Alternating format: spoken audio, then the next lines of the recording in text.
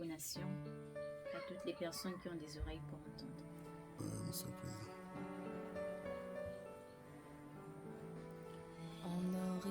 Bienvenue aux portes de Sion à Horeb.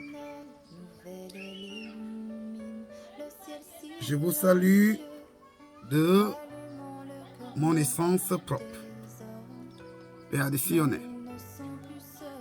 En effervescence, mais déjà depuis longtemps annoncé. Ce matin, à notre jour national et mondial du culte appelé christianisme ou encore spiritualisme selon ceux qui considèrent ce terme. Je viens m'adresser aux nations du monde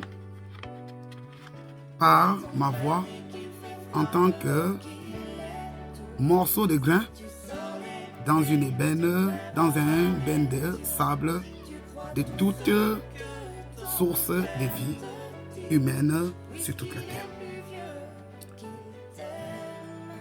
Je commencerai mon propos avant la liturgie de la lettre par rappeler ce qui est mentionné à la fin du document christianisme.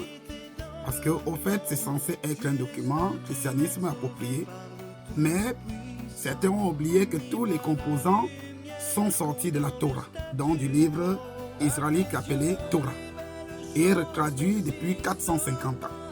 Mais ce n'est pas notre propos ce matin. Alors, ce matin, nous prenons ceci pour vous faire comprendre la manifestation dont j'occupe et dont je suis l'instrument. En ce sens qu'il est écrit dans l'Apocalypse, livre des révélations finales, Apocalypse 14, verset 1er. Il est mentionné ceci. J'ai regardé encore et je vois l'agneau debout sur la montagne de Sion. Avec lui, il y a 144 000 personnes. Le nom de l'agneau et le nom de son père sont inscrits sur leur front. Fin de citation. Ceci, c'est pour dire, il y a d'autres versets en Ésaïe, en Actes des Apôtres, en des mémoires écritoriales de David, qui vous parleront plus clairement de ces choses et qui vous mentionneront cette nomination S-I-O-N, Sion. Donc, je suis porteur d'essence vitale première aujourd'hui. Parce que aucun homme ne s'est fait appeler Sion.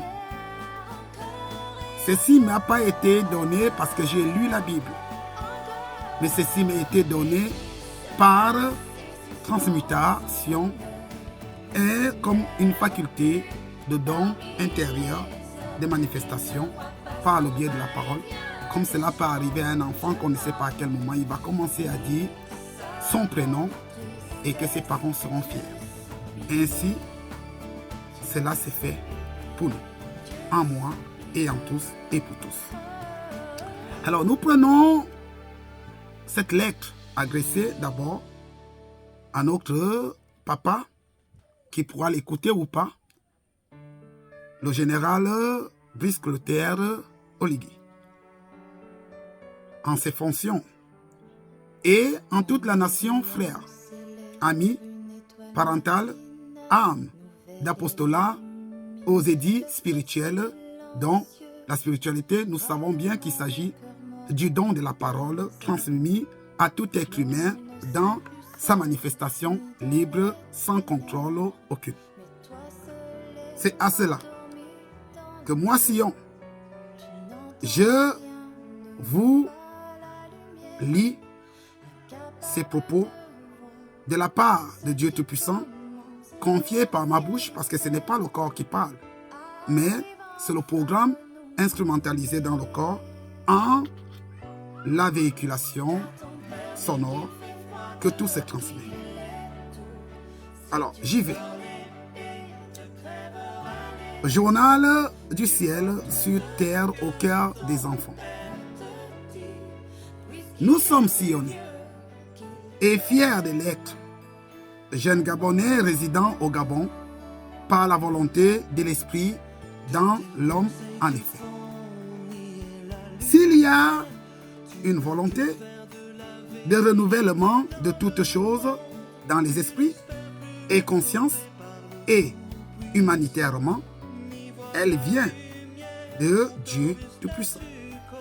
D'abord, c'est dans cette optique de renouvellement, d'unification d'un Gabon fort, terre d'un Dieu esprit fort, en sa gouvernance, dans sa parole, en tout homme, dans cette vérité que, je cite, le président de la transition, qui est chargé de renouveler toutes choses dans l'éducation humaine, sociale, politique, juridique, et j'en passe, a pris la volonté de dire toujours au début de ses discours et au début de son discours de transition, en ces termes,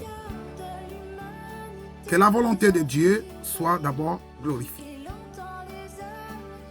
En sa délivrance du peuple, d'état civil et des amis étrangers cohabitant dans le Gabon, en sa parole, en se dire l'homme, l'honneur à Dieu Tout-Puissant. Dans la plupart de ses discours, en leur en tête.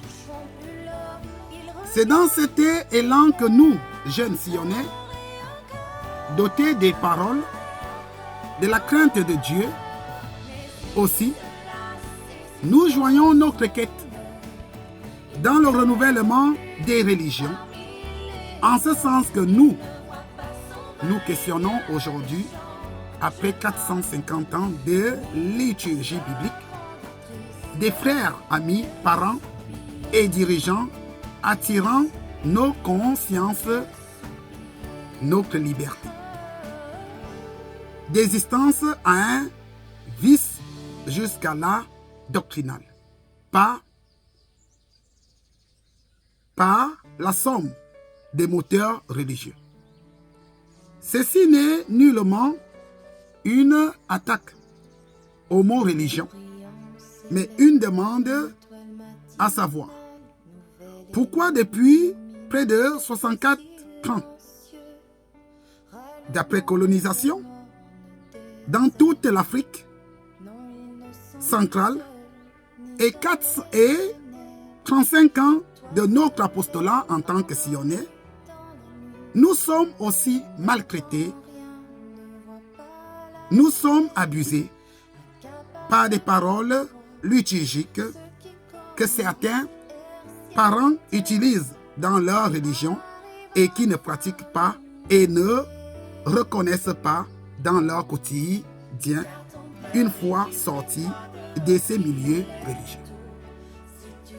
À quoi que, diable, ils font le contraire de ce qu'ils disent lire au-devant des actions qu'on leur demande d'obéir. À ce dont ils se sont engagés et par-dessus quoi il faudrait, avec une autre oreille, pour discerner de ce dont ils lisent et qu'ils disent pratiquer tous les jours. C'est pourquoi, Monsieur le Président de la transition, Brice Clotaire Nguema Oligui, nous sommes abusés dans notre liberté de parole alors que nous sommes dans un pays où la liberté de parole est pratiquée et tolérée. Si quelqu'un nous écoute, on nous attrape, on nous frappe, on nous met en prison, Monsieur le Général. Désormais, ayant un radical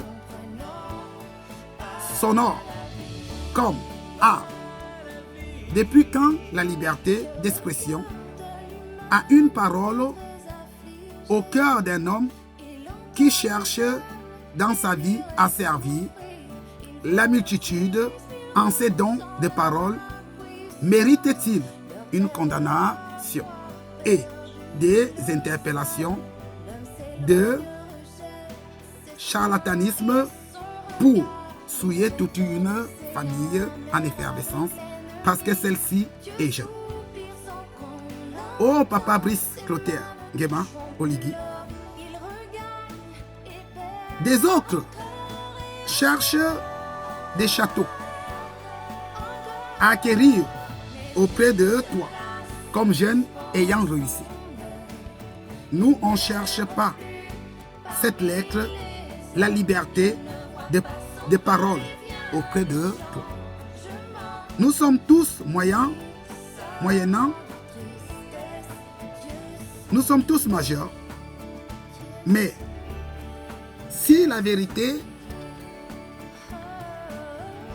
ne peut être appliquée dans la pratique de la bienséance dans la communauté en son arc-en-cialité universelle au sein de notre pays.